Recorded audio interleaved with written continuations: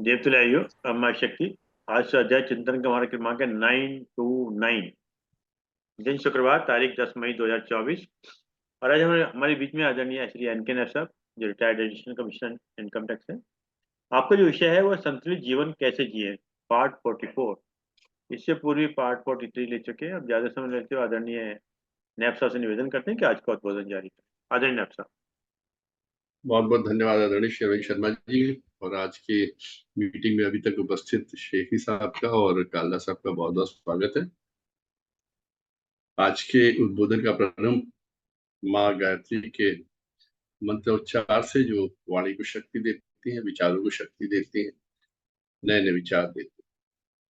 ओम भूर्भुवः स्वाहा तत्सवितुर्वरेण्यं भर्गो देवस्य धीमहि धियो यो नः प्रचोदयात्।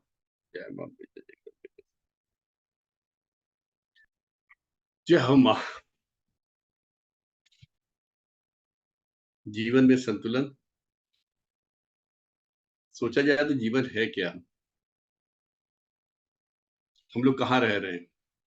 हम लोग स्वर्ग में हैं, नरक में हैं, जाएंगे कहाँ, जाएंगे आए हैं कहाँ से आए हैं? अजीब सी पहेलियां हैं, बहुत सारी गुत्थियां हैं जो आजकल एक वो आजकल क्या मतलब कहा जाता है ना साहब, आए कहाँ से? तो कहते साहब स्वर्ग से आए होंगे, ईश्वर के घर से आए हैं तो स्वर्ग था। यहाँ पर तो तमाम कष्ट हैं, बहुत बहुत ज्यादा परेशानियां हैं। यहाँ से जाएंगे तो स्वर्ग में जाएंगे, यहाँ से तो अच्छा होगा, भगवान की कृपा रहेगी, जल्दी ही मुक्ति मिले। लेकिन कभी थोड़ा तार्किक ढंग से सोचा जाए, हम जहां से आए हैं, क्या हमने वो जगह देखी है, या हमको उस स्थान का पता है? क्या उसके विषय में कोई विषय वस्तु है हमारे पास? क्या कोई तार्किक प्रसंग है या कोई हमारे पास प्रमाण है कि हम जहां से आए वो स्वर्ग ही था? और क्या ये भी वास्तविकता है कि जब हम जाएंगे यहाँ से तो हम स्वर्ग में ही जाएंगे, स्वर्ग ही मिलेगा हमें, या स्वर्ग जहां हम जिस जगह पे जाएंगे वो इससे बेहतर होगी? हम जहाँ रह रहे हैं क्या ऐसा तो नहीं यही स्वर्ग हो? यह जीवन ही स्वर्ग है, या ये पृथ्वी, ये लोग, ये ब्रह्मांड का ये भाग ही, ये भूभाग ही हमारे लिए स्वर्ग है? हम किस स्वर्ग की आकांक्षा में वर्तमान को नष्ट किए दे रहे हैं? किस स्वर्ग की आकांक्षा में वर्तमान को समाप्त किए दे रहे हैं? हमारे को यह बताना या ये समझाना या ये कहना या ये सोचना कि अभी जहां रह रहे हैं वो जगह ठीक नहीं है, इससे बेहतर जगह हमको जाना है, ये माइंडसेट हमारे को वर्तमान में जीने नहीं देता। ये माइंडसेट हमारे दिमाग में एक ऐसी चीज भर देता कि जितनी जल्दी हो इस जीवन को काटो ताकि हम अगले स्वर्ग लोक की तरफ जाएं। ये हमें जीवन को समझने से रोकता है, जीवन के अर्थ को समझने से रोकता है, जीवन के लक्ष्य को समझने से रोकता है, और हमारी कार्यशीलता पे बहुत, हमारी कार्यकारिणी पे या हमारे काम पे बहुत इफेक्ट डालता है। इसलिए पहले तो ये चीज दिमाग से निकालनी होगी कि हम जहां जाएंगे वो बहुत अच्छी जगह होगी, या जहां से हम आए हैं बहुत अच्छी जगह थी। क्या पता वहां से हमको यहाँ भेजा गया इससे बेहतर जगह कोई हो ही ना। इसलिए जो पल यहाँ मिला है, जो यहाँ पे हमको समय मिला है, उसका भरपूर भरपूर उपयोग करें, और उसको पूरी शिद्दत के साथ, पूरे उन्माद के साथ, पूरे खुशी के साथ, पूरे उल्लास के साथ जिए।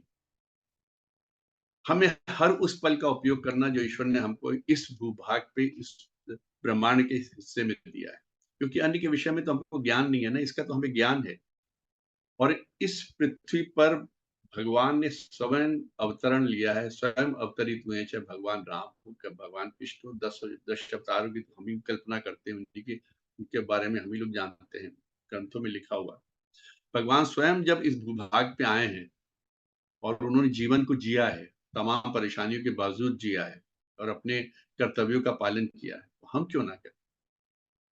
तो सबसे पहले दिमाग से ये बात निकाल देनी है कि हम जहां रह रहे हैं उससे बेहतर भी कोई जगह है। आज, अभी, ये पल और ये जीवन का जो हिस्सा है, इससे बेहतर कुछ नहीं हो सकता। और जहां हम आए हैं, ईश्वर की कृपा से आए हैं, ईश्वर ने हमको भेजा है हमारे कर्तव्यों का निस्तारण करने के लिए, हमारे कर्मों का निस्तारण करने के लिए, कर्म करने के लिए भेजा है। इसलिए एक चीज दिमाग से निकाल दी कि इससे बेहतर कोई जगह होगी जहां हमें जाना। दूसरी बात, सुख किसे कहते हैं, दुख किसे कहते हैं? बहुत सीधी सी बात है। जब हमारे मन की होने लगती है, मैं पहले भी इस चीज को कई बार कह चुका हूं, तो हम कहते हैं कि हम सुखी हैं। जिन चीजों में हमारा मन लगता है उसको करने को कहा जाता है, तो कहा जाता है हम स्वर्ग में हैं, एकदम स्वर्ग के समान जीवन बीत रहा है, स्वर्गीय आनंद आ रहा है। तो जब हमारे जो चीज मन की नहीं होती है और जो हमारे मन के विरुद्ध है, या जिसको हम करना नहीं चाहते वो हमसे करवाया जाता है, तो उसको हम कहते हैं ये नरक, नारकी जीवन, इसको हम नरक। अब यहाँ पर हमको एडजस्टमेंट करना है, कहीं ना कहीं ये सोचते हुए कि ईश्वर ने हमारे लिए क्या रचा है, क्या हमारे प्रारब्ध थे, हम क्या किन कर्मों को लेकर इस जन्म में आए थे, इस दुनिया में किन कर्मों के प्रारब्ध को बना के लेके आए थे। हम चाहते हैं कि हमारा बच्चा जो है इंजीनियर बने, लेकिन पढ़ने में बिल्कुल फिसड्डी है। क्या करें, दुखी हो जाए, इसको नर्क समझें। हम चाहते हैं हमारा एक बड़ा महल हो रहने के लिए, लेकिन हमारे पास अपना मकान तक नहीं है, झुग्गी झोपड़ी तक नहीं है, किराए के मकानों में रहे, क्या करें। विवाह हुआ, अगर पत्नी हमारे मनपसंद की नहीं मिली, हमारे विचारों से मेल नहीं खाती, तो क्या करें, इसको नरक समझे क्या? या और भी कोई परिस्थितियां हो सकती है, रोग हो सकता है, घर में कोई ऐसा प्राणी हो सकता है, कोई ऐसा हमारे रिलेशन में हो सकता है, हमारे माता पिता में भी हो सकता है, भाई बहन में हो सकता है, बच्चों में हो सकता है, जिसको कोई ऐसी रुग्णता हो और वो हम पे डिपेंडेंट हो, जो कभी ठीक ना होनी हो। तो कहाँ तक हम अपनी पसंदीगी को या अपनी चॉइस को ईश्वर पे ला देंगे और उसके पीछे दुखी रहेंगे? सुखी होने का एक यही तरीका है कि ईश्वर ने जो कुछ भी दिया है, उसके विरुद्ध ना जाते हुए, उसमें जो भी सुधार कर सकते हो, उसके लिए कर्म करें, उसमें जो इम्प्रूव कर सकते हो, उसके लिए कर्म करें और उसको एज़ सच स्वीकार कर लें। उसी में प्रसन्नता है, उसको ईश्वर का प्रसाद मान के लें। अगर कोई रुग्णता, तो हो सकता है हमारे कोई पुराने कर्मों का फल हो, जिसकी वजह से हमको ये इस जीवन में ये सब भोगने को मिल रहा है। या ऐसी कोई परेशानी हमारे परिवार में है, तो हो सकता है उसके लिए कोई कारण हो। भगवान ने हमको, भगवान की दी हुई चीज़ों पे आप क्वेश्चन नहीं कर सकते, क्योंकि यहाँ कुछ आपका जीवन, आपकी एक-एक श्वास भगवान के द्वारा दी हुई है। तो जो भी दे रहा है, ईश्वर दे रहा है, उस पे आप क्वेश्चन या प्रश्न चिन्ह लगा ही नहीं सकते। तो जब आप उस पसंदगी को हटा देंगे अपने मन से, जो कुछ भी है उसको ईश्वर के प्रसाद के रूप में ग्रहण करने लगेंगे, तो मन के जितने विकार है ना, ये समाप्त हो जाएंगे और जीवन अपने आप सुखी होने लगे। कहते हैं विचार लो कि हमको सुखी रहना है, आप अपने मन में धारणा बना लो कि आपको दुखी होना ही नहीं है, क्योंकि सुख और दुख ये दोनों मन के ही आपके विचार है, मन की सोच है, मन के ऊपर निर्भर करते हैं। जिन परिस्थितियों में एक व्यक्ति बहुत दुखी रहता है, उन्हीं परिस्थितियों में दूसरा व्यक्ति एक शांति से, एक संतोष वाला जीवन बिताता है और कोशिश करता है परेशानियों से बाहर निकलने की। और एक मनुष्य होता है, एक व्यक्ति होता है, जो सिर्फ उसी में दुखी रहता है और दुख के चक्करों में घूमता रहता है और सोचता रहता है ये दुख कब खत्म होगा, ये दुख कब खत्म होगा, कोई कर्म नहीं करता, सिर्फ दुखी होता है। तो हमको दुखी नहीं होना है। एक विचार अगर मन में मान लें, कोई भी कारण हो जाए, कुछ भी हो जाए, हमको दुखी नहीं होना, हमको उसको ईश्वर के प्रसाद के रूप में ग्रहण करना है। ये ईश्वर की ही इच्छा थी, इसलिए हमारे साथ ऐसा हो रहा, तो हमारे दुख और हमारे कष्ट काफ़ी कम हो जाएँगे। जब हम खुद ही निर्णय कर लें, खुद ही विचार लें कि हमको सुखी रहना, तो दुखी कौन कर पाएगा? और अगर हम खुद ही विचार कर लें कि हमको दुखी रहना, तो लोग लाख हमारे लिए एक से एक साधन उपलब्ध करा दें, हम सुखी नहीं रह सकते। हम कोई ना कोई कारण ढूँढ लेंगे दुखी होने का। महलों में रहेंगे, एसी की हवा लेंगे, बड़ी-बड़ी गाड़ियों में घूमेंगे, बड़े ऑफ़िस में बैठे होंगे, पूरी पावर होगी, ताकत होगी, लेकिन कोई ना कोई कारण ढूँढ लेंगे, दुखी कैसे रहें। आपने देखा होगा, अपने व्यावहारिक जीवन में देखा होगा, एक से एक बड़े बिज़नेसमैन को देखा होगा, एक से एक बड़े अधिकारी को देखा होगा। तो सब कुछ होते हुए, जिस जीवन को जीने के लिए दूसरे लोग कल्पना भी नहीं कर पाते होंगे, उस जीवन को जीते हैं, उसके बावजूद भी वो दुखी रहते हैं, क्योंकि उन्होंने ठान रखा है कि मुझे दुखी रहना। तो ये मन की धारणा, मन की अवधारणा को बदलना होगा। मन को आप अपने नियंत्रण में लाइए कि हमको सुखी रहना है। जिन भी हालात में है, उन हालातों में अपने आप को ढालना है। वरना ज़िंदगी तो चलती जा रही है, निकल जाएगी, आप दुखी रहे होते रहिए। इसमें एक बड़ी सुंदर, अभी रिसेंटली मैंने एक छोटी-सी स्टोरी सुनी। एक बच्चा ट्रेन में यात्रा कर रहा था अपने परिवार के साथ, तो खिड़की के पास बैठा हुआ बाहर के दृश्य देख रहा था। तो उसने कहा थोड़ा हम खिड़की का शीशा हटा के ऊपर उठा के उन दृश्यों को देखें। उठाना चाह रहा था शीशे को, क्योंकि उसको उसमें संतोष नहीं था, उसमें उसी चीज का दुख था कि मेरा शीशा खुल नहीं रहा। प्रयास करता रहा, दिन भर प्रयास करता रहा। 24 घंटे की जर्नी थी। प्रयास करता रहा, वो खिड़की का शीशा नहीं खुला। कभी इधर से कुछ करे, कभी इसमें चाकू लगाए, कभी तीली लगाए, कभी कागज लगाए, कभी कार्ड लगाए, कभी पेन लगाए, कभी पेंसिल लगाए, लेकिन वो शीशा खुल नहीं पा रहा। पूरी रात गुजर गई, शीशा नहीं खुल पाया। जब सुबेरे हुई तो किसी तरीके से उसने शीशे के नीचे अपने दोनों हाथ कर लिए और उस शीशे को खोल लिया। जैसा वो चाहता, शीशा खुल गया, बढ़िया हवा आने लगी और मुश्किल से 15 मिनट ही बीते थे कि उसका स्टेशन आ गया। परिवार में उसके माता-पिता ने कहा, "चलो बेटा अब नीचे उतरें, हमारा स्टेशन आ गया।" उसने कहा, "नहीं पापा, अभी तो शीशा खुला, अभी तो मैंने इसमें आनंद लेना है, हम तो और यात्रा करेंगे।" कहते, "नहीं, अपना स्टेशन आ गया, अब और यात्रा नहीं कर सकते, तो हमारी यहीं तक की टिकट है।" तो क्या कहीं हम इस जीवन में उस बच्चे के समान व्यवहार तो नहीं कर रहे हैं? कि सारा प्रयास कर रहे हैं कि कैसे चीज़ों को अपने हिसाब से, अपने मुताबिक, अपनी सहूलियत के हिसाब से करें, ले आएँ चीज़ों को। ये आदमी ठीक नहीं है, इसको ठीक करें। ये घर ठीक नहीं है, इसको ठीक करें। इसकी बातचीत का तरीका ठीक नहीं है, इसको ठीक करें। इसका व्यवहार ठीक नहीं है, इसको ठीक करें। सबको ठीक करते-करते जब कुछ सहूलियत हुई, जब कुछ ठीक होने का आया, पता चला कि हमारे जीवन की यात्रा ही समाप्ति के ऊपर आ गई और हम धीरे से वहाँ पे अपने इस मन के जो विकार हैं, इनको दूर करके दुखी रहने वाले। सब पहला बैलेंस यही है जीवन का। ठान लीजिए कि हमको खुश रहना, ठान लीजिए कि हमको सुखी रहना, जितने भी कष्ट दोगे, हम सुखी रहें, कष्ट ईश्वर ने देने हैं, उसी की माया है, कोशिश करिए बर्दाश्त करने की। क्योंकि जिन चीज़ों को आप बहुत ज़्यादा कष्टदायी समझते हो सकते हैं, कई लोगों का वो जीवनचर्या हो और जीवन शैली हो, उन्हीं में सुखी रहते हो। ज़रा-सी बात हुई, कोई घर में कोई प्रॉब्लम हो गई, कोई एसी कोई ठंडा नहीं कर रहा है, कि कूलर में पानी नहीं आ रहा है, या मोटर उसकी जल गई है, या कहीं आपका इन्वर्टर काम नहीं कर रहा, कोई ट्यूबलाइट खराब हो गई, उसी में दुखी हैं, उसी में भाग रहे हैं, उसी में परेशानी है, पसीने छूटे जा रहे हैं।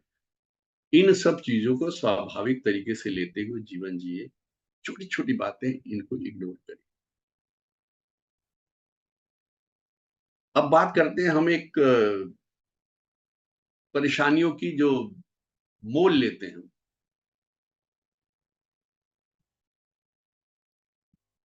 एक बार इसकी एक कथा शुरू करते हैं। आप सेंटीपीड देखा होगा, सेंटीपीड कान खजूरा जिसको हम लोग हिंदी में कहते हैं। आपने देखा जब वो चलता है उसके लगभग 100 के आस-पास के पैर होते हैं जिन पे वो चलता है। वो चलता रहता है। आपने हज़ारों खजूरे देखे होंगे, वो चलते रहते हैं, जहाँ भी थोड़ा उनको अपने हिसाब से वातावरण मिलता है वहाँ आपको दिखाई दे जाएँगे चलते हुए। कथा है, एक बार वो उधर से एक मेढक निकला, उसने कान खजूरे को देखा, सेंटीपीड को देख के उसने कहा कि देख के पहले बड़ा आश्चर्य में आ गया कि ये इतने पैरों से चल कैसे लेता है। फिर वो देखता रहा, उसने कहा इसमें कौन-सा पैर पहले आगे किया 100 में से, लेफ्ट वाला किया, फिर राइट वाला किया, फिर पीछे वाला आगे किया या आगे वाला पीछे किया, 100वां पहले किया, कौन-सा कदम पहले देखते-देखते जो even he was totally lost. Then he asked the centipede, उसने उस खजूरे से पूछा, उस कीड़े से बात की और कहा कि भई तुम्हारे पास 100 पैर हैं, तुम इनके सहारे कैसे चल लेते हो? तुम कौन-सा पैर पहले आगे बढ़ाते हो, उसके बाद फिर कौन-सा दूसरा पैर करते हो, फिर तीसरा पैर कैसे आगे बढ़ते हो, फिर चौथा पैर कैसे करते हो? किस तरीके से तुम्हारी चाल है? सेंटीपीड ने उसको देखा और कहा, "यार, ये तो मैंने कभी सोचा ही नहीं। इसके बारे में तो मैंने कभी विचार ही नहीं किया कि मेरा कौन-सा पैर कैसे आगे चल रहा है, कौन-सा पीछे चल रहा है।" उसने कहा, "तुमने कहा है, अब मैं इस पे विचार करूँगा।" उसने इमीडिएट अपने पैरों की तरफ जब देखा तो पहला पैर, दूसरा पैर, तीसरा, चौथा करते ही वो इतना उसमें उलझ गया कि वहीं पे लड़खड़ा के गिर गया। बार-बार उठे और बार-बार अपने पैरों को जहाँ पे उसका वहाँ अटेंशन जाए उन पैरों पे, उलझ के गिर जाए। उसने फिर मेढक से कहा, तुमने मुझे कौन सी फिलॉसफी बता दी, मेरा चलना दूभर हो गया, मैं तो चल भी नहीं पा रहा हूँ। और दोबारा कभी किसी से इस तरह की बात मत करना। वो एक कॉमिक चीज बनाई उन्होंने कि किसी से अपनी फिलॉसफी मत बता, मेरी तो जीवन तुमने उलझा दिया। कुछ कुछ यही हमारे जीवन में भी होता है। हमारे जीवन की सैकड़ों हजारों घटनाएं होती हैं जो लगातार हम करते हैं, अपने जीवन के साथ छोटी छोटी बातें चलती रहती हैं और हम अपने जीवन का निर्वाह आराम से करते चले जाते हैं। लेकिन जैसे ही हम उनके बारे में सोचने लगते हैं, उनके बारे में विचार करने लगते हैं, वहीं हम उलझनों में पड़ जाते हैं। जो चीजें नॉर्मल वे में चली जा रही जीवन में, उनमें भी अगर हमने एनालिसिस ऑफ कॉस्ट एनालिसिस, ये एनालिसिस, वो एनालिसिस करना शुरू कर दिया, तो एक नॉर्मल जीवन जो हम जी रहे हैं, व्यावहारिक जीवन जी रहे हैं, वो समाप्त हो जाता है। ईश्वर का धन्यवाद दीजिए कि संसार की सारे कष्ट आपके पास नहीं है, सारी प्रॉब्लम्स आपकी नहीं है, बहुत थोड़ी सी आपकी है। उन 100 पैरों की तरीके की प्रॉब्लम्स आपके पास नहीं है, ना आपको उनके बारे में सोचना पड़ रहा है। लेकिन अगर कभी ऐसी प्रॉब्लम आती है, तो उनके रिज़ॉल्यूशन के बारे में सोचिए कि आप अपना क्या कंट्रीब्यूशन दे सकते हैं। चर्चा हुई थी कि कुछ लोग जाते हैं, वृद्धाश्रम जाते हैं, सफोकेशन होता है, उनकी हालत को देख के उनको परेशानी महसूस होती है, इतना सफोकेटेड महसूस करते हैं कि वहां से भागने का प्रयास करते हैं कि जितनी जल्दी हो उस स्थिति से, परिस्थिति से बाहर निकले। ईश्वर का धन्यवाद दीजिए कि वो सफोकेशन वाली परिस्थितियों में आप लोगों को नहीं रहना पड़ा, इसलिए आप वहां से भाग रहे हैं। देखिए, कभी मन में विचार करिए कि आपने उनके लिए क्या किया, आपने उनको उस सफोकेशन की स्थिति से निकालने के लिए क्या किया, आपने उनके जीवन में परिवर्तन लाने के लिए क्या किया। सिर्फ 2 टाइम का खाना दिया, 1 टाइम का खाना देके आपने अपना कर्तव्य पालन मान लिया, कर्तव्य की तिथि मान ली। यहाँ पर मैं आपको एक ऐसे रेस्टोरेंट की बात बता रहा हूँ जिसका नाम है restaurant of mistaken errors, mistaken orders, restaurant of mistaken orders. ये मिस्टर ओगनी थे। वो एक बार ऐसी ही जगह गए, एक ऐसे आश्रम में गए जहां पर ज्यादातर ऐसे वृद्ध लोग थे, रहते थे, जिनको मेमोरी लॉस हो गया था, अल्जाइमर्स हो गया था, डायमेंशिया के वो पेशेंट थे। जब उन्होंने उनको ऑब्जर्व किया, देखा, उनको लगा कि इनके साथ इनकी लोनलीनेस सबसे बड़ी प्रॉब्लम, इनका अकेलापन सबसे बड़ा प्रॉब्लम। तब उन्होंने विचार किया, मैं क्या कर सकता हूँ इनके लिए। आउट ऑफ बॉक्स थिंकिंग, जहां पर हमको सोचना है। मैं एक विचार छोड़े जा रहा हूँ यहाँ पे आज प्लेटफॉर्म पे। उन्होंने उन सब वृद्ध जनों को जिनका मेमोरी लॉस बहुत ज्यादा था और भूल जाते थे, उन सबको एक रेस्टोरेंट उनके लिए बनाया, जहां पर जिसका नाम रखा restaurant of mistaken orders. Mister Oguni ने उन सभी लोगों को जो डायमेंशिया से ग्रसित थे, अल्जाइमर्स के रोग से पीड़ित थे, उन सबको वहां पर वेटर वेट्रेस वगैरह की नौकरी दी। उसका नाम ही रखा मिस्टेकन ऑर्डर्स, ताकि जो पब्लिक आए उनको समझ में आ जाए, पहले से पता हो कि हो सकता है उनके ऑर्डर्स में कुछ गलतियां हो सकती, जो ऑर्डर देंगे खाने पीने का, कहीं ना कहीं कुछ मिस्टेक्स हो सकती। उन्होंने देखा कि वहां पर जितने वो ऑर्डर्स लेते थे डायमेंशिया के पेशेंट्स, ओल्ड एज वाले, उनमें से 37% के आसपास ऑन एन एवरेज ऑर्डर्स गलत सप्लाई करते थे। ऑर्डर्स प्लेस जो करते थे, खाने का ऑर्डर ले गए रेस्टोरेंट में, और जो ऑर्डर प्लेस करते थे वो 37% मिस्टेक्स होती थी, लेकिन 63% सही ऑर्डर्स प्लेस करते थे। लेकिन इससे बड़ी बात और थी कि 99% जो कस्टमर्स थे वो सब सेटिस्फाई होके जाते थे, कोई दुखी नहीं होता था। हार्डली 1% कोई ऊंचे दिमाग वाला या दूसरे नेचर का होगा जो लड़ झगड़ के जाता हो।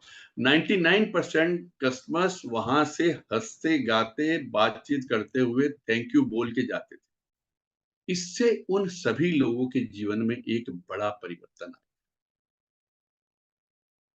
जो एक लोनलीनेस में रह रहे थे, जो एक डायमेंशिया की वजह से एक दूसरे से बात नहीं कर पा रहे थे, टोटल अपने अजीब से माहौल में रह रहे थे। मैं उसे कहूँगा सफोकेटेड माहौल में रह रहे थे, जो एक नॉर्मल आदमी के लिए सफोकेशन हो सकता है।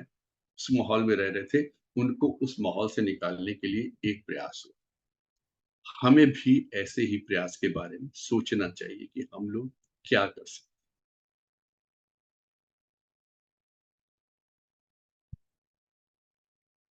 आजकल रिजल्ट्स निकल रहे हैं बहुत।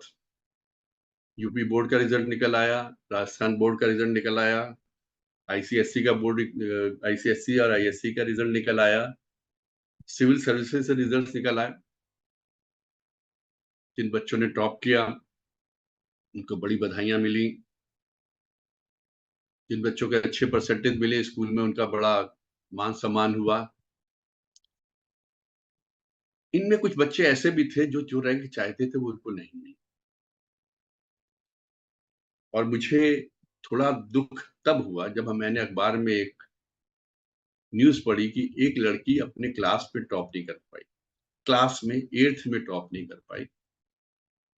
She was wanted to be place first, नहीं कर पाई तो उसने सुसाइड करी। 8th क्लास की बच्ची ने, कानपुर के आसपास की घटना है। उस खबर ने झिंझोड़ के रख दिया। टॉप करने के लिए, क्लास में टॉप करने के लिए उसने कितनी मेहनत की होगी, और जब वो उस तक नहीं पहुंच पाई किसी रीजन से, तो किस मानसिक यंत्रणा को उसने झेला होगा जिसकी वजह से उसने सुसाइड कर ली। अच्छा, कोई टॉप करता है या किसी एग्जाम को पास करता है, क्या एक दिन की मेहनत होती है? सिविल सर्विसेज में जो बच्चों ने इस बार टॉप में आए, टॉप 10 में आए, 20 में आए, टॉप 100 में आए, जिनके बारे में इंटरव्यू जगह जगह आते रहे, नाम आते रहे। किसी का 200 रैंक था, 200 रैंक तक तो आईएएस और आईपीएस मिला, उसके बाद 200-300 रैंक तक आईआरएस मिला। कितने ही थे जिन्होंने इंटरव्यू में ये कहा कि मेरा ये 3rd अटेम्प्ट था, किसी ने कहा मेरा 4th अटेम्प्ट था, किसी ने कहा मेरा 2nd अटेम्प्ट था।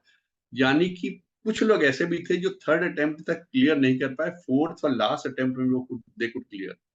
3 साल तक उन्होंने नाकामी झेली।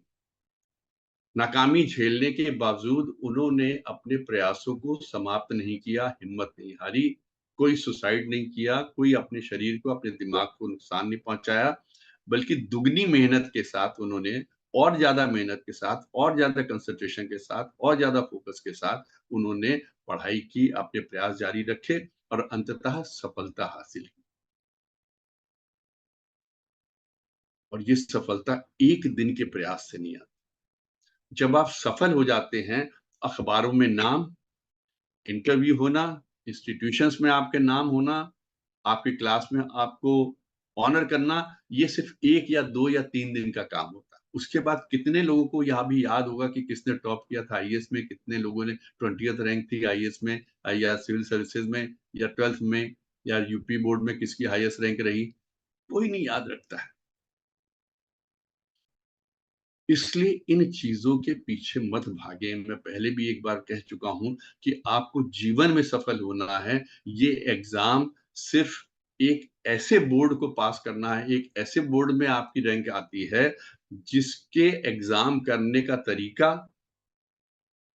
वो आपने निर्धारित नहीं किया है। वो एक, कुछ लोगों ने एक बोर्ड बना के पेपर सेट किया, उस पेपर को पास करने पे आपको परसेंटेज मिले हैं। जीवन का जो प्रश्न पत्र है वो बिल्कुल अलग होता है, जिसमें आपको आगे बढ़ना है और उसके लिए आपके पास पूरा जीवन पड़ा है, उसे मेहनत करते हैं। दूसरी बात, जिन्होंने सफलता प्राप्त की है, जिन्होंने अच्छे नंबर प्राप्त किए हैं, उनकी ये एक दिन की मेहनत नहीं थी, सालों साल की मेहनत थी। दिन भर पढ़ते थे, दिन रात पढ़ते थे, घंटों पढ़ते थे। यहाँ पे एक एग्जाम्पल देना पड़ेगा, ये आपको बताता हूँ। हम लोग ये पेड़ को उगते देखते हैं, जमीन से निकलता पेड़ उगता है। हम सिर्फ पेड़ के तने को, पेड़ के पौधों को, उसके पौधे की पत्तियों को, उसके फलों को, उसके फूलों को देखते हैं, उस पर प्रसन्न रहते हैं, उसी पे हम लोग विचार करते हैं और उसी के बारे में कहते हैं कि कितना अच्छा पौधा निकला। लेकिन उसकी उत्पत्ति कब से प्रारंभ हुई और उसने क्या क्या उसके लिए झेला, क्या इसके बारे में कभी हमने सोचा? जब हम बीज पृथ्वी में डालते हैं, मिट्टी में जाता है, उसको दबा देते हैं, बीज फूटता है, ग्रो करता है। वो एक साइड में नहीं ग्रो करता, उसके दो डायरेक्शन होते हैं, एक ग्रेविटेशनल और दूसरा फोटोजेनिक। ग्रेविटेशनल मतलब जमीन के अंदर, और दूसरा फोटोजेनिक मतलब सूर्य की ओर, रोशनी की तरफ बढ़ता है। लेकिन शुरुआत में बीज कितने दिन डैम्पनेस में रहता है, अंधेरे में रहता है? पेड़ तो उसी बीज से निकला है ना, शुरुआत तो उसी से है। कितने दिन उस अंधेरे में, डैम्पनेस में, पानी की उसमें नमी में रहता है, फूटता है, जमीन को नीचे चीरता है, जड़ें बनाता है, जड़ें नीचे की तरफ जाती, जितना नीचे जाता उतना ही ऊपर होता। टू साइडेड उसकी ग्रोथ होती है, वन साइडेड नहीं होती। और जब वो जमीन को फोड़ के निकलता है, उसके बाद उसके सामने किसी तरह की कोई बाधा नहीं। फिर उसके पास खुला आसमान होता है उड़ने के लिए, वो उड़े। फिर वो तेजी से बढ़ता है, जितनी वो ग्रोथ करता है, लेकिन ग्रोथ उसकी जड़ों से जुड़ी होती।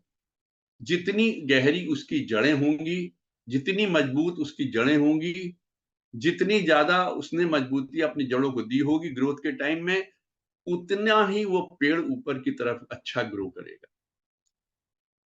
हम पेड़ को जब जमीन से ऊपर उगता है उस वक्त तो देखते हैं, उस वक्त तो हमको दिखाई देता है कि ये पौधा बहुत अच्छा निकल रहा है, इस पौधे की टहनी बड़ी खूबसूरत है, पत्तियां बहुत खूबसूरत है, फूल बड़े सुंदर हैं, फल बड़े अच्छे आए हैं इसमें।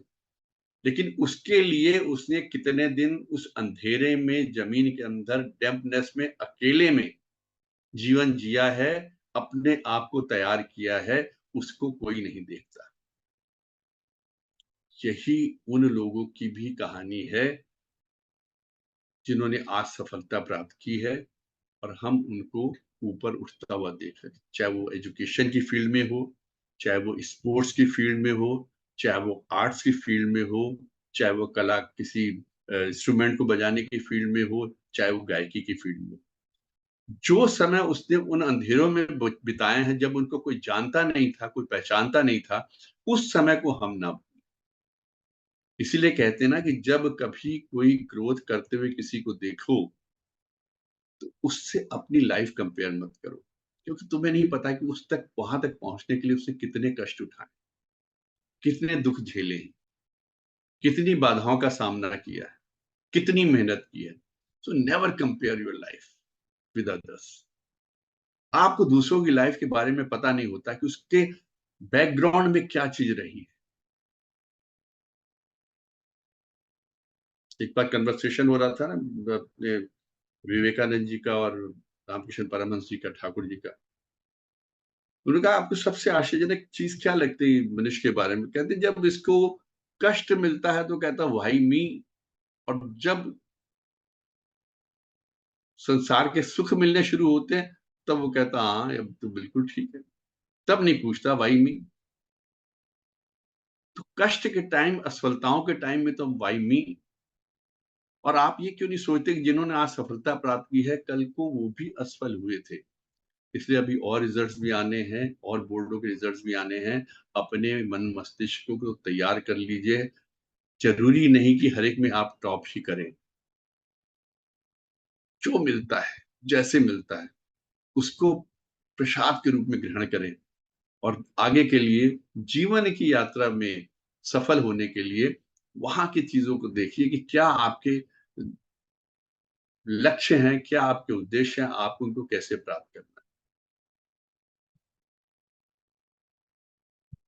कुछ लोग की आदत होती है, कहते हैं कि अगर मेरे पास ये होता तो मैं ये कर लेता, इतना पैसा होता तो मैं ये बिजनेस कर लेता, इतना धन होता तो मैं ये बिजनेस कर लेता, इस तरह की एटमॉस्फेयर मिलता तो मैं ये कर लेता, अगर इंग्लैंड में होता तो मैं ये कर लेता, अमेरिका में होता तो मैं ये कर लेता, केन्या में होता तो मैं ये कर लेता। लेकिन जहां पे हैं वहीं पर रहकर जो बाकी लोग कर रहे हैं और आपकी परिस्थितियों में रह के कर रहे हैं, उसके विषय में आप इग्नोर करते हो, और सिवाय किसी ना किसी चीज को दोष देने की, जैसे कहते हैं ना कि इसको दोष दो, उसको दोष दो, और शर्मा जी अक्सर कहते हैं कुछ ना समझ में आया तो फिर ऊपर उंगली उठा दो ईश्वर की तरफ, ईश्वर तुमने ये क्या किया। सच पूछो तो भगवान ने हर मनुष्य को जब संसार में भेजा तो सिर्फ एक शरीर के साथ भेजा, और अगर आप शरीर से स्वस्थ हैं, आपके हाथ पैर चलते हैं, आप नॉर्मल एक ह्यूमन बीइंग की तरह बिहेव कर रहे हैं, आपका ब्रेन एक नॉर्मल ह्यूमन बीइंग की तरह चल रहा है, तो इससे बड़ा एसेट, इससे बड़ी कंपनी, इससे बड़ी दौलत आपके पास नहीं हो सकती।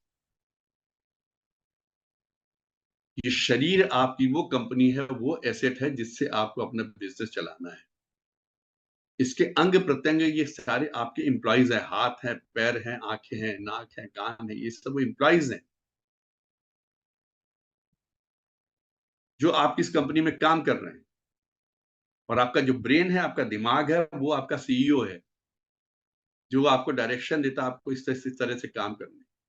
अब आपके जीवन की सफलता आपके इसी ब्रेन, आपके इसी दिमाग, आपके अपने मन, आपकी अपनी सोच पर डिपेंड करता है।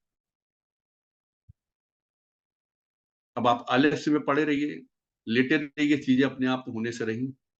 कर्म तो करना पड़ेगा, पुरुषार्थ तो करना पड़ेगा। पुरुषार्थ तो भगवान को भी करना पड़ा था। भगवान राम को भी दर दर भटकते हुए राम पहुंचना पड़ा था लंका तक। भगवान कृष्ण ने भी पुरुषार्थ किया था, सबने पुरुषार्थ किया। कोई सिर्फ सोच से चीजें नहीं होती, सिर्फ सोचने से काम नहीं हो जाते। अगर आपने अपने मन को, अपने ब्रेन को, यानी कि इस कंपनी के सीईओ को ही रोग ग्रसित कर दिया, कुंद कर दिया, आलस्य से भर दिया, तो फिर आपकी पूरी कंपनी अपने आप ही स्वाहा हो जाएगी, समाप्त हो जाएगी। आप सफलता के बारे में तो छोड़िए, आपका अस्तित्व ही समाप्त हो जाएगा। इसलिए अपने मन को, अपनी सोच को, अपने दिमाग को फोकस रखिए, पुरुषार्थ करिए और कोशिश करिए सफलता प्राप्त करें। सिर्फ सोचने से कुछ नहीं हो जाएगा, सोचने से कभी कुछ नहीं होगा। और एक चीज और बता दूं, सफलता कभी आपकी खूबसूरती या आपके शरीर के सौष्ठव को नहीं देगी। ये सिर्फ फिल्म के पर्दे पे होते हैं, जहां पे हीरो हीरोइन बहुत खूबसूरत, बहुत अट्रैक्टिव या प्रेजेंटेबल होते हैं। जो जिंदगी के रियल हीरो होते हैं, जरूरी नहीं कि वो शरीर से बहुत कहा जाता है उस तरीके का जिम नाजमेम करने वाले या जिम्नास्टिक टाइप के उनका बॉडी हो, या देखने में बहुत अट्रैक्टिव हो, ये जरूरी नहीं। सफलता के लिए जरूरी क्या है कि आपका ब्रेन स्किलफुल होना चाहिए। यू शुड बी स्किलफुल, और आप में ताकत होनी चाहिए, आप में विचार होना चाहिए, आप में ईगरनेस होनी चाहिए परफॉर्म करने की। यहां मैं एक बेटी का उदाहरण दूंगा। हाई स्कूल में जिस लड़की ने टॉप किया यूपी बोर्ड में, उसकी फोटो बड़ी वायरल हुई। बस फोटो के बारे में कुछ नहीं कहना चाहता, लेकिन उसने बोल्डली जिस वक्त फॉर्म भरा, उसने अपनी वही फोटो लगाई, और जिस वक्त उसने टॉप किया उस वक्त अखबारों में या हर जगह पे उसी फोटो को दिया, और बाद में इस चीज को एक्सेप्ट किया और उसने अब कहा कि ठीक है, आई लुक लाइक दैट। लड़कियों में होता है कि वो किसी भी तरह से खूबसूरत दिखने की कोशिश करती है, लेकिन उस लड़की की बोल्डनेस देख के मेरे तो लग रहा था, मन कर रहा था कहीं मेरे बेटी तो उस बेटी के पैर छू दूं। तो उसने पढ़ाई पे ध्यान दिया, उसने परफॉर्मेंस पे ध्यान दिया, उसने कोशिश ही नहीं की मेरी लुक्स अच्छी हो। She is the real heroine of life. और ऐसे ही बच्चे जो लुक्स की बजाय अपनी परफॉर्मेंस पे, अपनी स्किल पे ध्यान देते हैं, वो आगे बढ़ते हैं, उनको ताकत मिलती है। इसलिए अपनी लुक्स के बारे में छोड़िए, एक अपने जो जिमनास्ट करने वाली या जिम वाली बॉडी के बारे में सोचना छोड़िए। अपने स्किल को अच्छा करिए, अपने स्वास्थ्य को ठीक रखिए, अपने व्यवहार पे, आचार पे, अपने खान पान पे ध्यान दीजिए, अपनी सोच को ठीक रखिए और जीवन में सफलता के नए नए सोपान प्राप्त करिए। इसी पे एक छोटी सी स्टोरी याद आ गई। एक गुरुकुल में एक शिष्य की विद्या का पीरियड था, समाप्त हो गया। जब उसका आखिरी दिन था, उनके गुरु ने उनको बुला के आशीर्वाद दिया और साथ में एक शीशा दिया और कहा, इस शीशे को, बड़ा चमत्कारी शीशा है, इसको अपने पास रखना। यह दुष्ट को देख, जो इसमें देखेगा उसमें उसकी बुराइयां दिखाई देंगी। उसने बड़े आदर से, सम्मान से वो शीशा लिया। जब से झुक रहा था तो उसने उस आईने में अपने गुरु का चेहरा देखा। तो उसको लगा, रे, गुरु में बड़ी बुराइयां हैं, ये तो शीशा बता रहा है कि गुरु जी में ये बुराइयां हैं। तो उसका कुछ दिल टूट सा गया, गुरु पे से विश्वास थोड़ा हिला। खैर, वो उसी वक्त गुरुकुल से वहां से चला गया। रास्ते में जो दिखाई दे उसका, शीशे में उसका चेहरा देखे तो देखे उसमें बुराई। करते करते शाम तक वो एकदम से विक्षिप्त सा हो गया। उसको कोई नॉर्मल या क्लीन हार्टेड बंदा मिला ही नहीं। जब वो एकदम से विक्षिप्त सा हो गया, परेशान सा हो गया, तो फिर भागा भागा वापस आया गुरुकुल में और अपने गुरुदेव से बोला, गुरुदेव आपने मुझे क्या दे दिया, क्या हो गया? उनका, सब ये शीशा आपने दे दिया, मैं जिसको देखता हूँ इस शीशे में उसमें मुझे बुराई बुराई दिखाई देती है। यहाँ तक कि मैंने जब सुबह इस शीशे में आपकी शक्ल देखी तो मुझे आप में भी ढेरों बुराइयां दिखाई दी। इससे तो मेरा सब पे विश्वास टूट रहा है, मेरा तो समाज पे, संसार से विश्वास टूटता जा रहा है। उन्होंने कहा, मैंने तुमको ये यंत्र दिया था, ये आईना दिया था, दूसरों को देखने के लिए नहीं। यंत्र इसलिए दिया था, ये आईना इसलिए दिया था कि तुम इसमें स्वयं को देखो, अपनी बुराइयों को देखो और उन बुराइयों को समाप्त करने का प्रयास करो।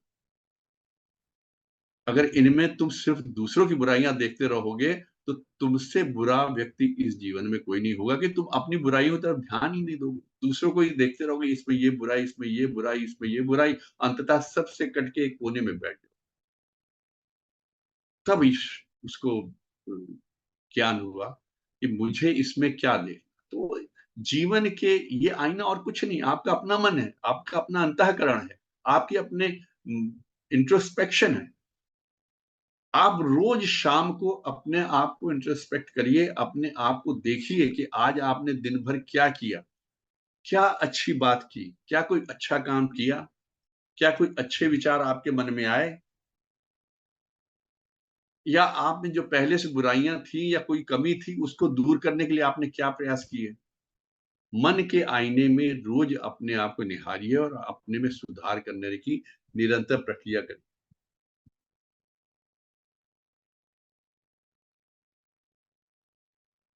ये निरंतर एक प्रक्रिया होनी चाहिए।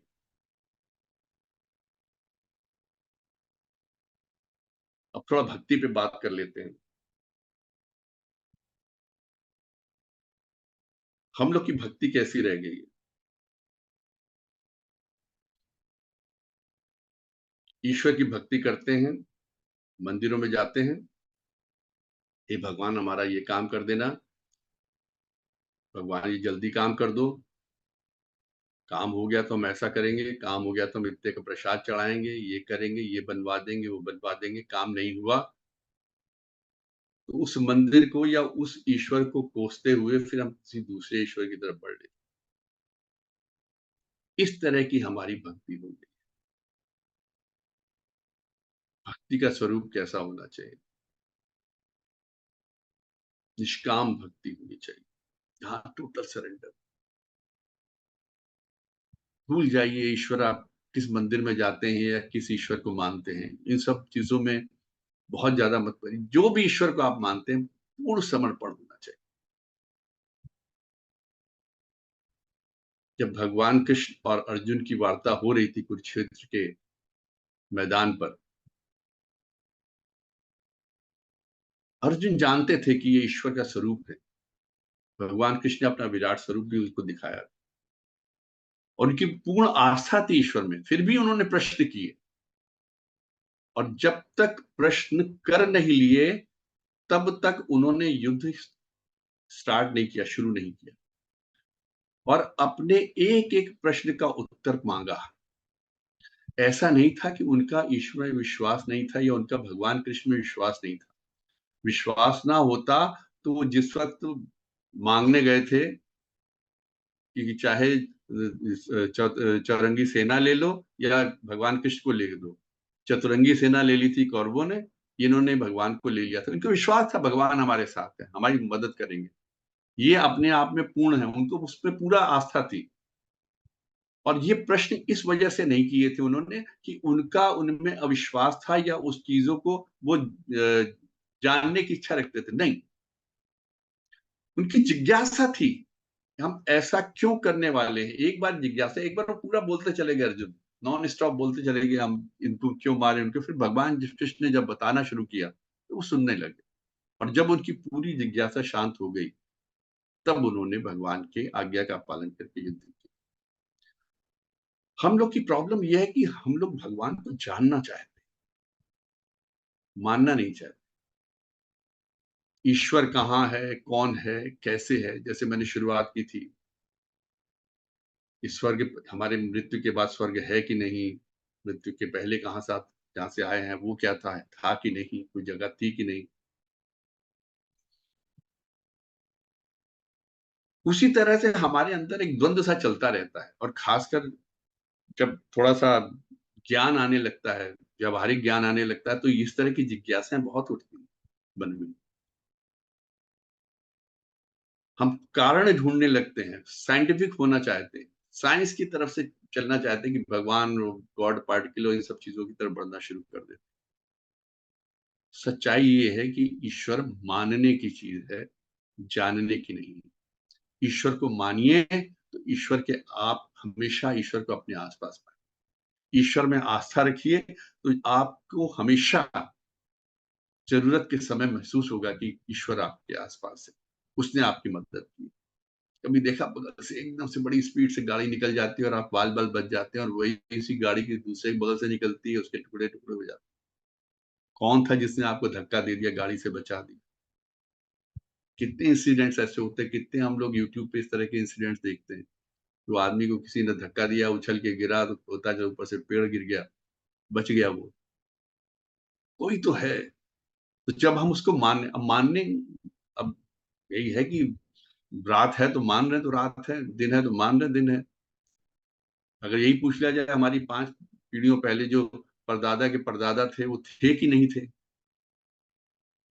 देखा तो हमने भी नहीं, देखा हमारे पिताजी ने भी नहीं, देखा उनके पिताजी भी नहीं, 5 पीढ़ियों 6 पीढ़ी पहले। ये मानते हैं थे। इसी तरह ईश्वर तो थे, हैं ना? उनको जानने का प्रयास मत करिए। निष्काम कर्म करते रहिए और भगवान में टोटल आस्था, ईश्वर में पूरी आस्था रखिए। वो हमेशा आपके आस-पास है, हमेशा आपकी मदद, और आप उनकी उपस्थिति को महसूस करेंगे। ये जो साइंटिफिक हम लोग कैलकुलेशन लगाते हैं ना, तो ये इस तरह होता है कि जैसे कि आप पहले किसी चीज़ को जान के फिर हम ईश्वर में आस्था दिखाएँगे, फिर हम उसको मानेंगे। नहीं तो हम तो नहीं मानते ईश्वर को। ईश्वर भी कहते ठीक है, तुम अपने घर खुश, हम अपने घर खुश, क्या फ़र्क पड़ता है? आप उसको माने या ना माने, इससे ईश्वर को कोई फ़र्क नहीं पड़ता, भगवान को कुछ फ़र्क नहीं पड़ता। ये मानना या ना मानना आपकी अपनी बुद्धि और विवेक के ऊपर है। अगर ईश्वर को आप चाहते हैं कि आप के आस-पास रहें, आपकी मदद करें, तो उसमें विश्वास रखिए, उनको मानिए और टोटल सरेंडर कर दीजिए। जो शुरुआत में मैंने कही थी, उस पे अपनी पसंदगी मत लादिए। जो वो कर रहा है, वो सही कर रहा है। ईश्वर ने हमेशा आपके लिए भला चाहा है और आपके कर्म काट रहे हैं। अगर आप किसी कष्ट में हैं, किसी परेशानी में हैं, तो आपके कर्म काट रहे हैं। कई बार होता है कि हम लोग बड़ी भक्ति कर रहे हैं, बहुत पूजा कर रहे हैं ईश्वर की, इतने मंदिरों-मंदिरों में जा रहे हैं, दर्शन कर रहे हैं, लेकिन ईश्वर हमारी बात नहीं सुन रहा। हो सकता है आपका प्रारब्ध ऐसा हो, जो आपको कष्ट बर्दाश्त ही करना। इसमें एक साधु की संत की कहानी है। संत महात्मा थे, वो आश्रम में थे, जब बहुत वृद्ध हो गए, एकदम कृशकाया हो गई, तो वो अब बिना सहायता के उठ भी नहीं पाते थे। तो अपनी डेली नीड्स के लिए भी, अपने जो उनके सेवक लोग थे या जो उनके वहां पे पढ़ने वाले गुरुकुल में छात्र थे, उनको आवाज लगाते कि भाई आ जाओ। और छात्र उनकी आवाज सुन के आ जाते थे, 2-3 लोग आ जाते थे, उनको उठा के उनको सहारा देके ले जाते थे। फिर अपना डेली नीड्स के लिए या शौच आदि के लिए, खान नहलाने धुलाने के लिए पूरी मदद करते थे। थोड़े दिनों बाद हुआ कि ये पहले एक आवाज में 2-3 बच्चे आ जाते थे, फिर 2-3-4 आवाजें देनी पड़ती थी, फिर आते थे। फिर थोड़े दिनों बाद, महीने 15 दिन बाद देखा कि वो 2-3-4 आवाजें देते, तब भी आधा-आधा घंटे बाद बच्चे आते थे। उसके बाद उन्होंने देखा कि कई बार 2-3 आवाजें रात को देते थे, बच्चे आते नहीं थे और ये उसी में गंदगी में पड़े-पड़े सो जाते थे। एक बार इन्होंने बड़ा आहत होकर रात्रि को आवाज दी बच्चों को, कोई नहीं आया। फिर बहुत अपने को कहा जाए ना, बड़ा कोसते हुए से, भगवान तुमने मुझे किस कष्ट में डाल दिया है, मैंने तुम्हारी इतनी पूजा करता हूँ, इतना मैंने पूरा जीवन तुम्हारे में समर्पण कर दिया, अंत में यही कष्ट देना था। तो अचानक एक खूबसूरत सा बच्चा बालक वहां पे दौड़ता हुआ आया। उन्होंने उसको, बालक ने उनका हाथ पकड़ा और ले जाके बहुत कोमल स्पर्श से उनका पूरा सफाई की, उनको नहलाया धुलाया और लाके वापस उनको लिटा दिया। फिर रोज रात को जैसे आवाज देते थे, कोई छात्र नहीं आता था, वही बालक कहीं से दौड़ के आ जाता था और वो उनको निवृत्त करवा देता था। 5-7 दिन हो गए तो उनको लगा ये बालक है कौन? तो उन्होंने एक दिन उसको पकड़ लिया, उसका हाथ। पहले आप बताओ बेटा, आप हो कौन? क्योंकि मैं तो ठीक से देख भी नहीं पाता, मेरी तो नजरें बड़ी धुंधली हो गई, मैं पहचान भी नहीं पाता हूँ। लेकिन तुम मेरे छात्रों में से कोई नहीं हो सकते, क्योंकि उनका व्यवहार मेरी तरफ बड़ा रूखा सा हो गया है। तुम इतने कोमल स्पर्श से और कोमलता के साथ मुझे उठा के ले जाते हो और मुझे हर चीज से निवृत्त करा के इतने आराम से मुझे, मेरा जीवन ही तुमने बदल दिया। तब ईश्वर ने अपना स्वरूप दिखाया, कहा कि चूंकि आप कष्ट में थे, आप मेरी आराधना करते हैं, तो मैंने आपकी मदद की। उनका जब ईश्वर, आप मेरी बात सुन के मेरे पास आ सकते हो, मेरे को इस तरह निवृत्ति करवा सकते हो, तो मुझे इस कष्ट से ही क्यों नहीं निवृत्त करवा देते? मेरा ये कष्ट क्यों नहीं समाप्त कर देते? क्यों मुझे इस कष्ट में रखा हुआ है? जीवन समाप्त करो, या ये कष्ट समाप्त कर दो, मेरे शरीर को ठीक कर दो, या मेरे को इस जीवन से निवृत्ति दिलवा दो। उन्होंने कहा नहीं, यही आपका प्रारब्ध है। ये आपका प्रारब्ध है, आपके पिछले जन्मों के संचित कर्म है। प्रारब्ध, प्रारब्ध अर्थात पिछले जन्मों के संचित कर्म, जो इस जन्म में आपके साथ आते हैं और आपको उनको भोगना है। आपको इन कर्मों को भोगना है, उन कर्मों की निवृत्ति तभी होगी जब हम कष्टों को पूरे जीवन में समाप्त कर लेंगे। मैं आपको अभी निवृत्ति दिलवा दूँ उससे, लेकिन इसके बाद फिर आपको जन्म लेना पड़ेगा और वहां पर आपको इन्हीं कष्टों को भोगना पड़ेगा। अतः उचित होगा कि आप इसी जन्म में इनका कष्टों का निवारण कर लें, अन्यथा ये निरंतर चलते रहेंगे जन्म जन्मांतर तक। और मैं आपकी लाख चाहते हुए भी सहायता नहीं कर सकता कि आपके इस कष्ट को दूर कर दूं। आपको तो इन्हें भोगना ही है। तो जो हमारे संचित कर्म है, जो हमारा प्रारब्ध है, हम ईश्वर की जितनी भी भक्ति कर लें, उसको तो हमें भोगना है। इसलिए जब कभी कष्ट आए और लगातार कष्ट आए, घर में रोग आदि हो, कुछ भी हो, जैसे शुरुआत जिससे मैंने की थी, तो उसपे कभी भी ईश्वर को या किसी को भी कोसे नहीं, अपनी किस्मत को भी मत कोसें, ईश्वर को भी नहीं बुरा-भला कहें। ये आपके अपने प्रारब्ध हैं, अपने संचित कर्म हैं। अगर भला हो रहा है तो वो भी आपके संचित कर्म हैं, बुरा हो रहा है तो वो भी आपके अपने संचित कर्म हैं, और उनको आपको झेलना ही है, भोगना ही है।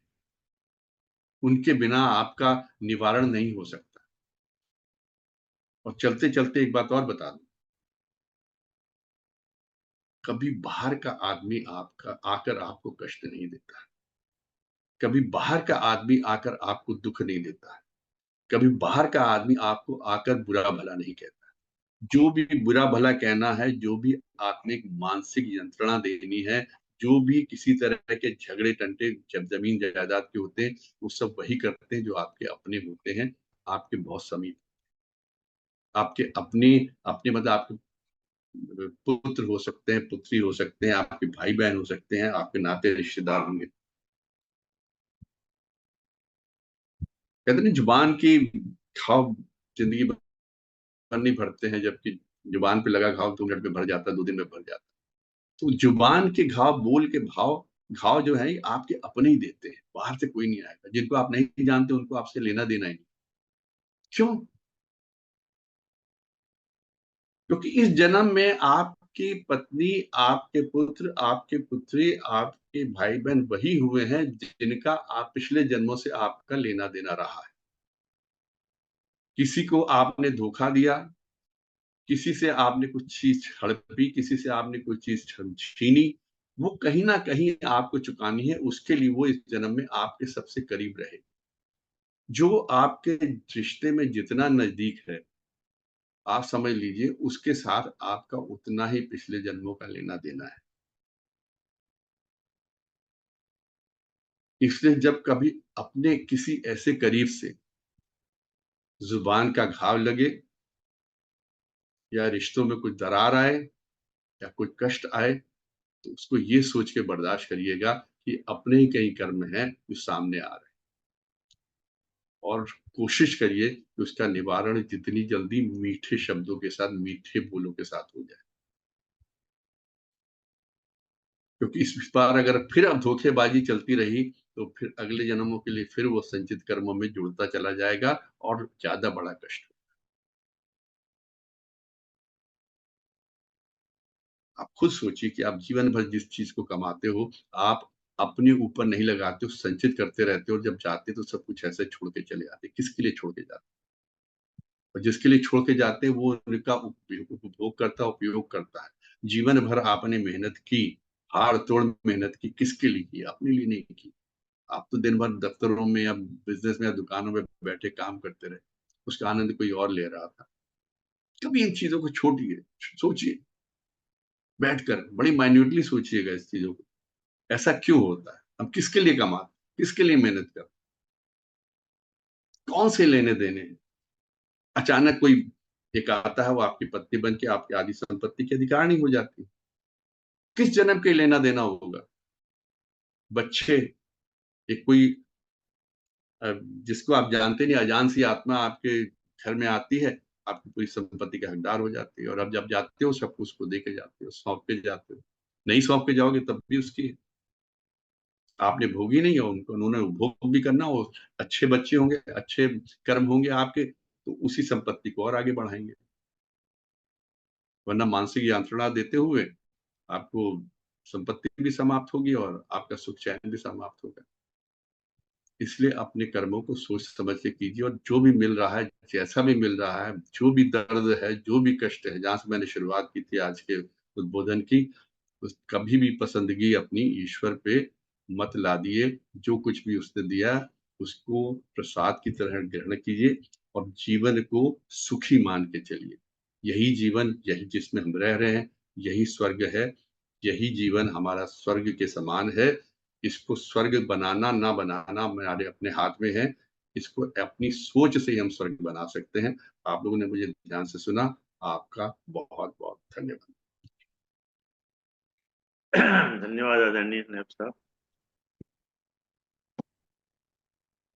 सभी लोग अनम्यूट हैं। फिर बाद में बागी जी बड़े लंबे समय बाद आए हैं तो वो धन्यवाद देंगे।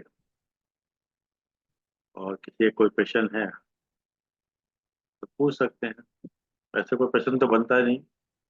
सारी बातें बड़ी व्यवहारिक करी हैं उन्होंने, प्रैक्टिकली करी हैं। प्रश्नों के उत्तर ही दिए हैं नायब साहब ने। हम्म। नहीं, हाँ, इसमें नायब साहब ने प्रश्नों के उत्तर दिए हैं। प्रश्नों के उत्तर भी है, मोटिवेशनल स्पीच भी है काफी, मतलब कहीं ना हाँ, कहीं।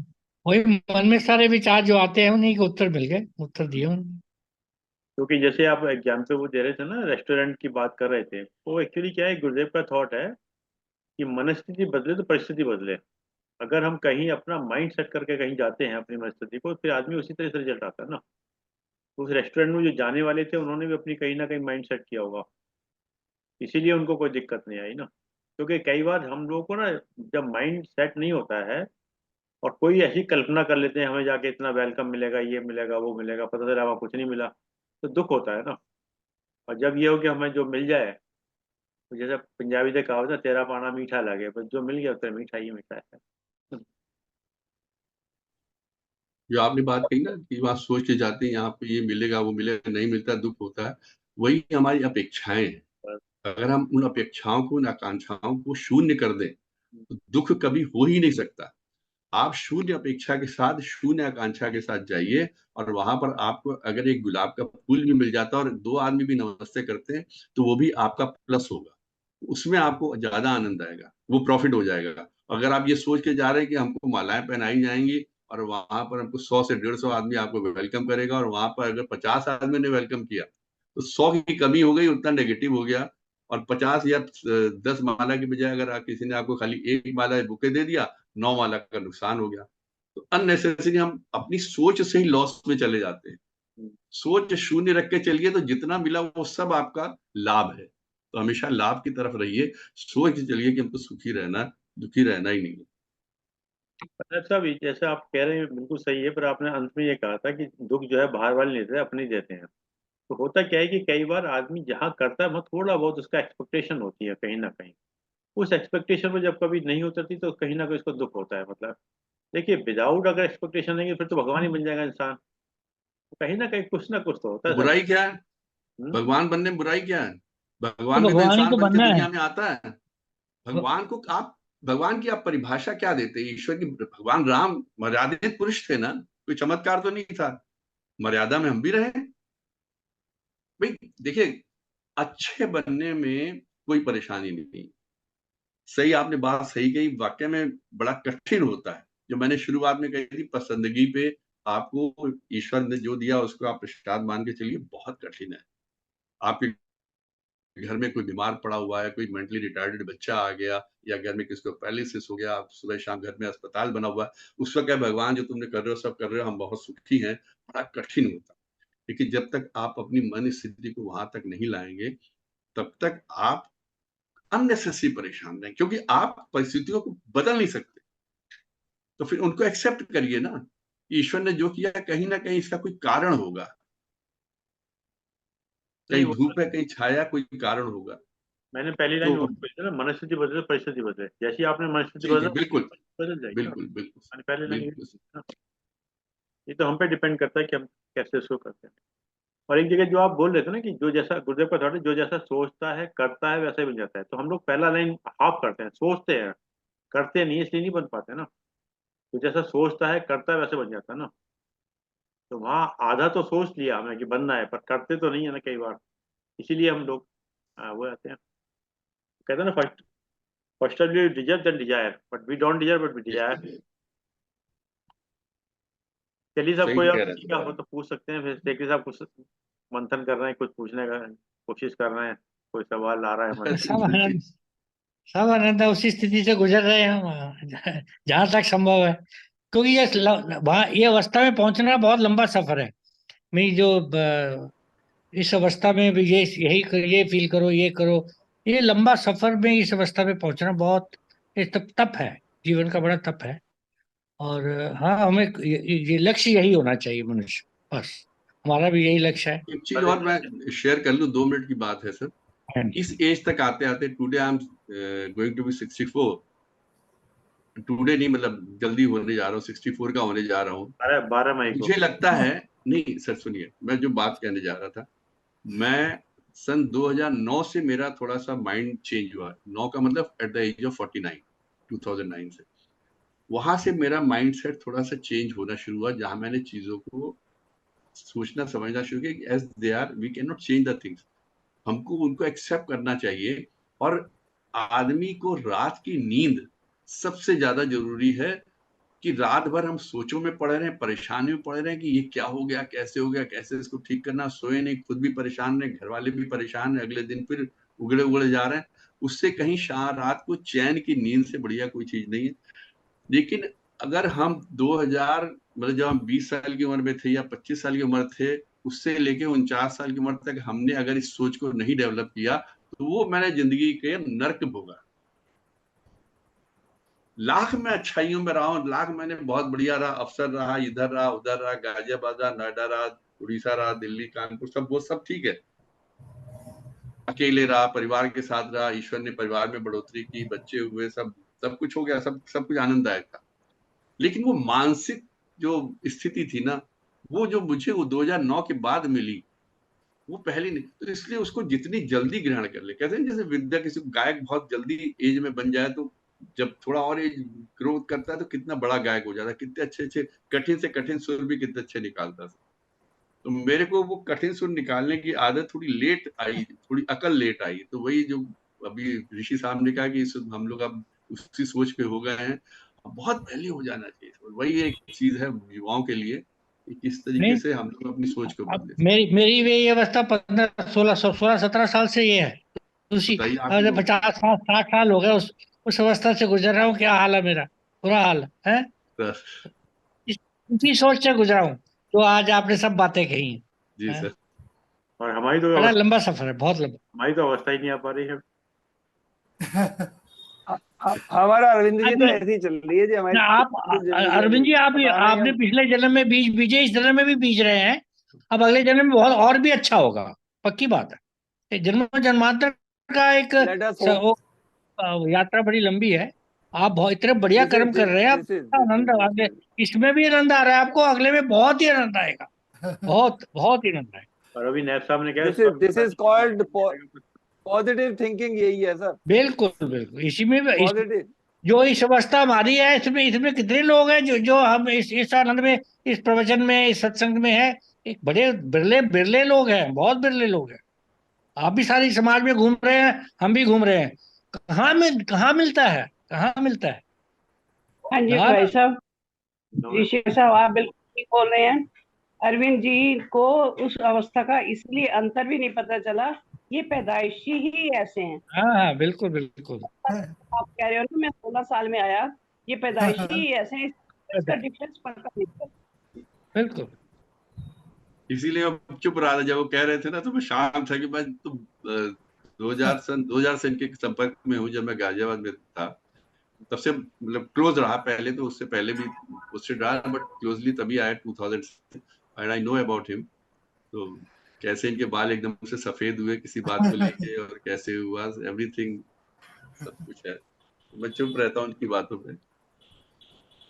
नानक नाने भैरव जैसे नानी धूप, और रुख सूख जाएंगे धूप फूक की खूब। तो ये नन्हे बने रहते हैं, नीचे ही रहते हैं, नीवे नीवे रहते हैं बस। जब अभी स्टार्ट किया था जूम, तो उस टाइम दो ही लोग थे, हम नैब साहब थे और मैं था। तो नैब साहब बोले कि ऐसा करते हैं कि वही, जब कोई और सेटिंग कर लो, कितने लोग आए तभी कक्षा चलेगी। मैं कहा देखो नैब साहब, ऐसा है कि बस में अगर सवारी एक बैठे या पूरी फुल जाए, बस का ड्राइवर धक्का तो मार के कुछ करेगा नहीं। हम तो सुखदेव चाहिए सुनाने वाले, और राजा पैसे दरीचाने वाले हैं, तो वहां तो दो से काम चल जाता है।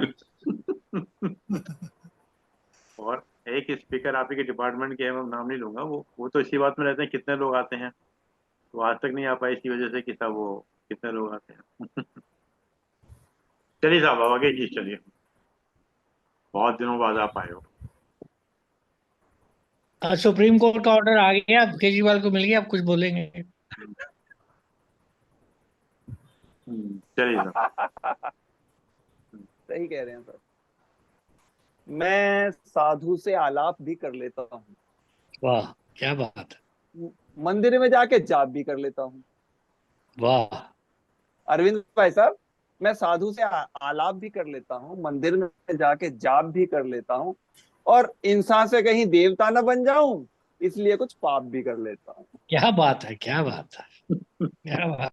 तो मैं अभी अभी जरा इंसान ही बन के रहना चाहता हूँ, इसलिए तो नैब साहब का तो हर बार की तरह बहुत, मैं बस काफी हद तक मतलब मीन्स 6:45 के करीब 6:40 पे ही मैं पहुंचा था। उससे पहले तो मैं केवल सुन रहा था।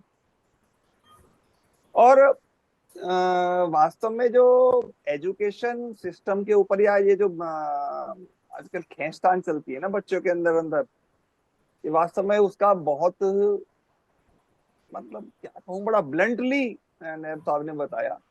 और हम देखते हैं सर, वो तो खैर उस बिटिया का तो आपने बताया, घर में परिवार में ही आप देखो ना, हम जो देख भाई भैया के कितने अच्छे नंबर आए हैं, दीदी के कितने अच्छे नंबर आए हैं, देख दीदी तो हाउस कैप्टन है, तू तो कुछ कर नहीं है, देख दीदी तो कल्चरल एक्टिविटीज में देख उसने इस बार ड्रामे में फर्स्ट आई है। तो ये सब बहुत अच्छी बात नहीं। हर बच्चे की अपनी अपनी नैसर्गिक प्रतिभा होती है। हम तो देवऋषि जी, हम तो उस जमाने के हैं जहाँ कभी स्कूल से आए, बस्ता फेंका, खेलने कूदने चले गए, शाम को आके होमवर्क का कोई जिक्र ही नहीं होता था, कुछ नहीं होती, वो जिक्र ही टाइम नहीं था। ऐसा ही अगले दिन फिर चले गए, फिर आ गए। यार बहुत बड़े। अच्छा, अब देखो ना, बच्चों को हॉलीडे होमवर्क करिए। अदर हमारे यहाँ का जब एग्जाम खत्म हुए और नानी बुआ मामी के यहाँ को रवाना हो गए, 7 जुलाई को स्कूल खुलेंगे, फिक्स था। जितने दिन पढ़े हैं ना साहब, 7 जुलाई को 8 स्कूल जुलाई खुलते थे बिल्कुल। बस। उससे पहले कोई चिंता नहीं, मई जून में घूमो फिरो, कोई रिजल्ट रिजल्ट जब आएगा आते रहेगा। ये पता ही था इतना कि हाँ भी फेल तो होने से रहे, डिवीजन फिविजन का कोई मतलब नहीं था। हाँ। अच्छा, और एक मजे की बात बताऊं मैं आपको, पहले रिजल्ट आते थे उसमें अखबार में छपते थे, हाई स्कूल इंटर के जब आते थे बोर्ड के। और इत्तेफाक की बात है सर, हाई स्कूल में जब रिजल्ट आया तो मेरा अखबार में नंबर नहीं था, जब इंटर में रिजल्ट आया, इंटर का रिजल्ट आया तो मेरा अखबार में नंबर नहीं। अब माता जी हमारी कहे भैया तेरा तो नंबर ही ना है। मन कह रहा था गजट आ, पहले गजट आते थे, फिर 2-3 दिन बाद स्कूल में गजट आता था। वो स्कूल वाले फिर बैठ के, आजकल तरह कंप्यूटर में वो मार्कशीट बनाते थे, वो मिलती थी। जो वो था सर्टिफिकेट, वो बाद में आता था। मन कह रहा इंतजार कर लो, रुक जाओ, अभी गजट और आ जाने दो, जब मिलके दोनों एक साथ बैठ के रो लेंगे। अभी आप टेंशन मत भैया, देखियो वो भी पास हो गया, देखियो वो तो दिन भर भगे फिरे, वो भी पास हो गया, देखियो भैया देखियो, ऐसे ना हो जाए। कहते तुझे वो तो है। मन कह रहा माँ तो चुप हो जा। और जब रिजल्ट आते थे, क्योंकि मन देखिए, ये तो हो सकता है सर कि मेरी फर्स्ट क्लास ना आके सेकंड क्लास आ जाए, पर मेरी फर्स्ट क्लास की जगह मैं फेल हो जाऊं, नो वे। तो पता रहता था सर, बिल्कुल। और वो जमाने वास्तव में इतने बढ़िया थे हमने। और आजकल के बच्चे कंपटीशन, ये रिटन टेस्ट, आर्गुमेंट। और हमारे जमाने में पता चला हाई स्कूल वगैरह इंटर में उन्हें कहा जी 11वीं क्लास में एडमिशन होना है, क्या भैया क्या कितने नंबर है, क्या जी 65% है। बोले ठीक है फीस जमा करवा। कोई वो नहीं है, लिस्ट फिस्ट काय की लग रही। ऐसे जब यहाँ से बीकॉम में गए तो उस टाइम एमएमएच कॉलेज में पहुंच गए, उसने कितने परसेंट नंबर है, कि जी 68% है। बोले ठीक है जी फीस जमा करवाओ। फर्स्ट क्लास वाले फीस जमा करवाओ, बाकी अपने डॉक्यूमेंट जमा करवाओ, तो इनकी लिस्ट लगेगी। तो सर क्या कोई दिक्कत नहीं थी, आराम से घूमना फिरना। पर वास्तव में आजकल की तो मैं स्थिति देख रहा हूँ बहुत। और इसका जितना अच्छा विश्लेषण खैर नैब साहब ने दुनिया देखी है, इसलिए भी देखी है क्योंकि ट्रांसफरेबल जॉब में रहे।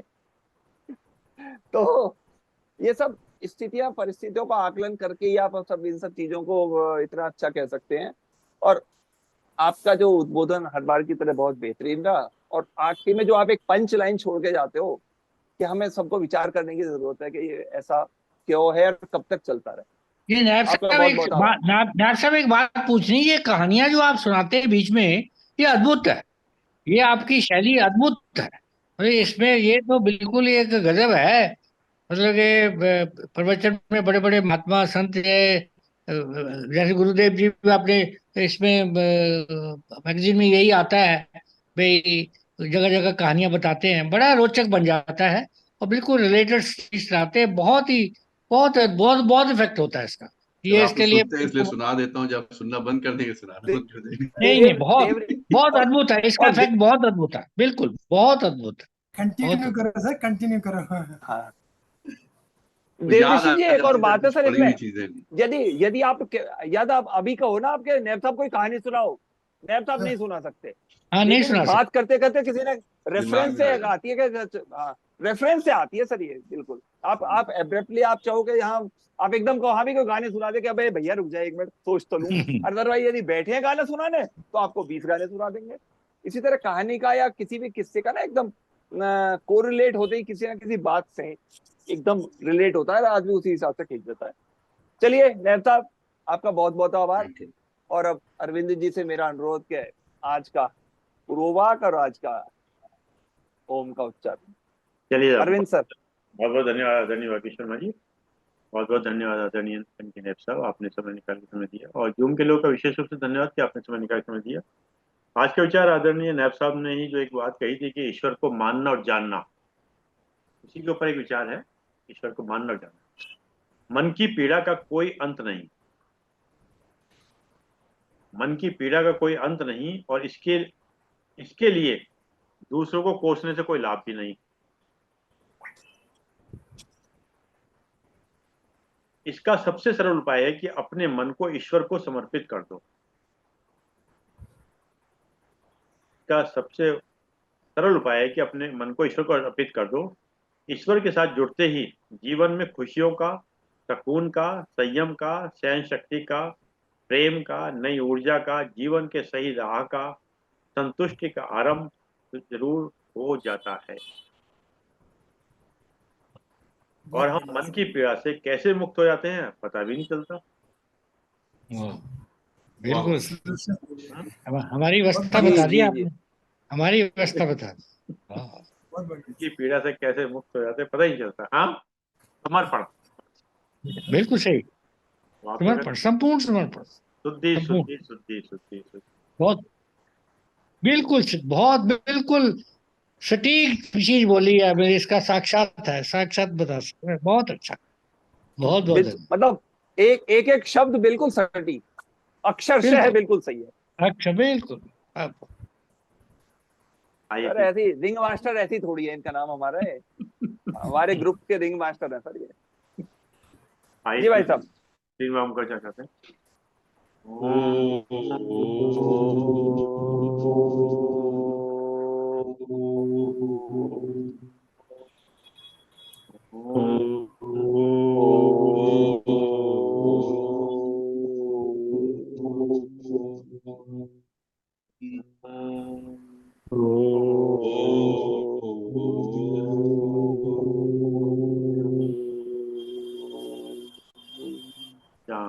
शांति शांति शांति शांति, सबको प्रणाम, शांति, प्रणाम प्रणाम।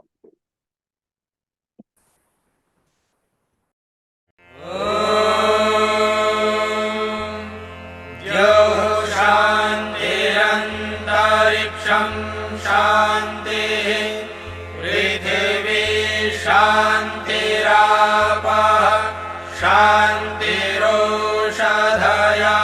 शान्तिः, वनस्पतयः शान्तिर्विश्वे देवाः शान्तिर्ब्रह्म शान्तिः, सर्वं शान्तिः शान्तिरेव शान्तिः।